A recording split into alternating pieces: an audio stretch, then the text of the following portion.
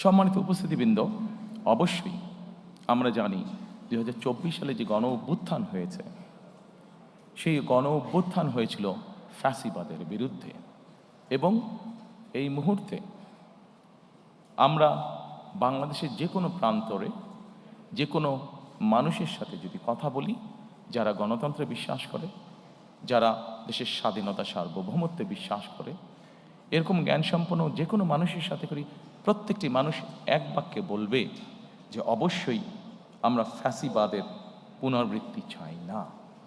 এবং যেহেতু আমরা ফ্যাসিবাদের পুনরাবৃত্তি চাই না, দলমত নির্বিশেষে প্রত্যেকটি মানুষ এই কথা বলবে, সেজন্যই আমরা এটিকে গুরুত্ব আরোপ করেছি।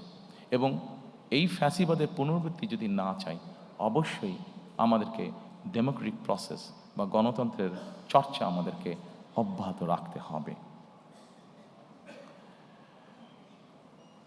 আমরা জনগণের শাসনের কথা বলি।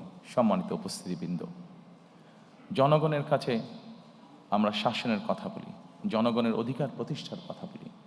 আমি ব্যক্তিগতভাবে একজন রাজনৈতিক কর্মী হিসাবে মনে করি, বিশ্বাস করি দৃঢ়ভাবে, যে জনগণের শাসনের যদি আমাদেরকে প্রতিষ্ঠিত করতে হয়, জনগণের যদি আসলে আমরা ভাগ্যের পরিবর্তন করতে চাই, তবে একটি বিষয় আমাদেরকে নিশ্চিত করতে হবে, সেটা হচ্ছে জবাবদিহিতা বা অ্যাকাউন্টেবিলিটি।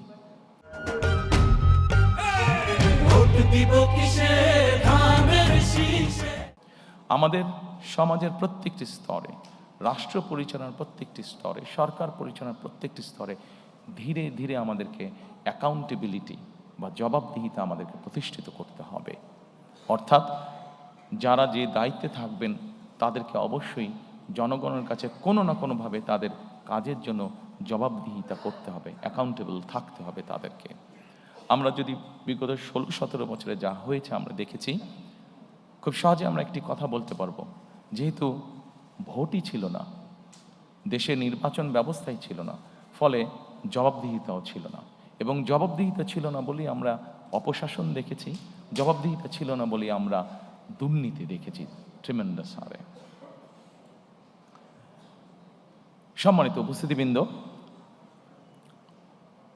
আমাদেরকে জবাবদিহিতা যদি নিশ্চিত করতে হয়, গণতন্ত্রকে যদি নিশ্চিত করতে হবে, তবে অবশ্যই আরেকটি বিষয় আমাদেরকে নিশ্চিত করতে হবে, যেটি বিএনপির একটি ট্র্যাডিশন, যেটি বিএনপি যখনই রাষ্ট্র পরিচালনার সুযোগ পেয়েছে, সবসময় বিএনপি চেষ্টা করেছে এই প্র্যাকটিসটিকে অব্যাহত রাখতে। গণমাধ্যম এবং মত প্রকাশের স্বাধীনতা, কারণ গণমাধ্যমের স্বাধীনতা যদি না থাকে, মত প্রকাশের স্বাধীনতা যদি না থাকে, তাহলে অবশ্যই জবাবদিহিতাকে আমরা ধরে রাখতে পারবো না। এবং সেই জন্যই রাজনৈতিক কর্মী হিসাবে এবং আমার দলের অবস্থান থেকে আমরা দৃঢ়ভাবে যে কোনো মূল্যে এই ব্যাপারটিকে নিশ্চিত করতে চাই।